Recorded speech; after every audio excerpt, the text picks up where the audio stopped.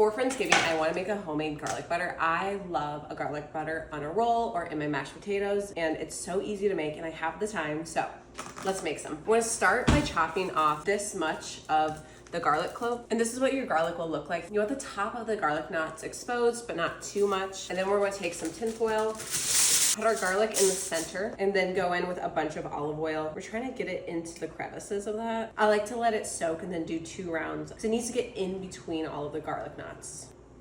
Woo. Then I'm gonna add in some flaky sea salt. You can just use regular salt also, but I bought it and I wanna use it. Then literally just wrap it up like this. And then go stick it in an oven at 425 for like 40 to 60 minutes. All right, my garlic's been roasting for 45 minutes and I believe it's done. So I'm gonna take it out and then just let it cool off to the side while I make the butter. You don't wanna put the hot garlic into the butter, it will melt it super quick. So we just want this to sit and cool.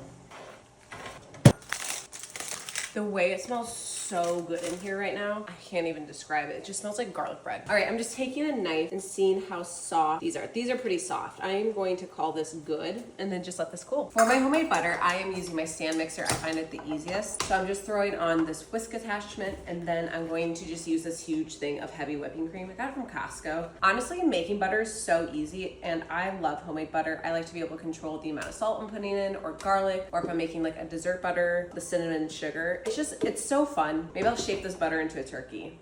I'm not going to, but that'd be really cool if I could. The way that you clean butter is you start to separate the butter from the buttermilk. The buttermilk is what will make the butter go bad quicker, so you want to clean it as much as possible.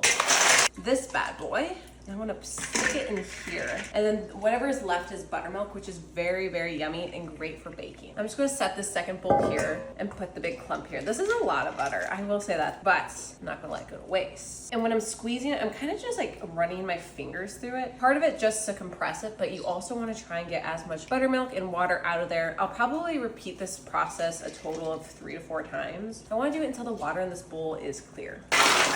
All right, we're doing a second rinse. All right, this is definitely a little bit clearer than the last round, but I want to do a third rinse. And then we have to get the butter super duper dry. I have one last little squeeze I wanna do. Butter is so creamy, guys. Doing one last little rinse. The water is pretty clear. All right, now what I have to do is get all the water out of the butter. And you want the butter as dry as possible. So what I wanna do is start kind of squeezing it the best I can. I wanna lay a paper towel down, but what I'm gonna start doing is trying to just get as much of this water out. Okay, the hard part is I'm just walking around with butter hands now. So this is completely unsalted butter and I wanna make a garlic butter as well. I have no idea at what point my phone died on me. These are the garlic cloves from the garlic we roasted earlier. So I wanna make 2 types of butter. I want just like a regular salted butter and then a garlic butter. Essentially just make a little pocket, add some salt.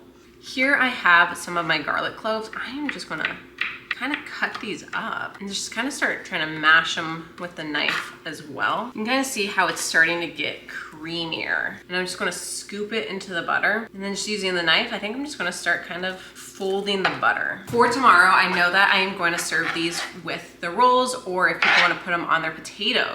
So I'm actually just gonna put it into this little bowl and cover it. I'm just gonna clean up the edges real quick. I'm gonna put a little glass stick wrap over this.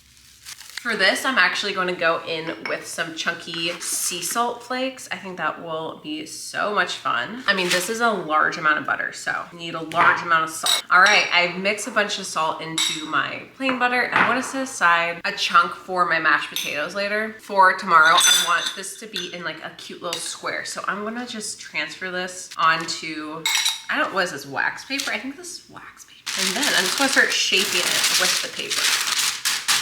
All right, this looks so good. You can use a warm knife and then kind of just use the back of it. Give it a nice little smooth over. That way when you present it tomorrow, everybody's gonna be like, wow, did the Amish make this? No, it was just me. Go in with some more of the salty, or the flaky sea salt. I'm just gonna clean up the edges of this so it doesn't give it a weird texture. All right, both of my butters are done and they're going to go in the fridge for tomorrow.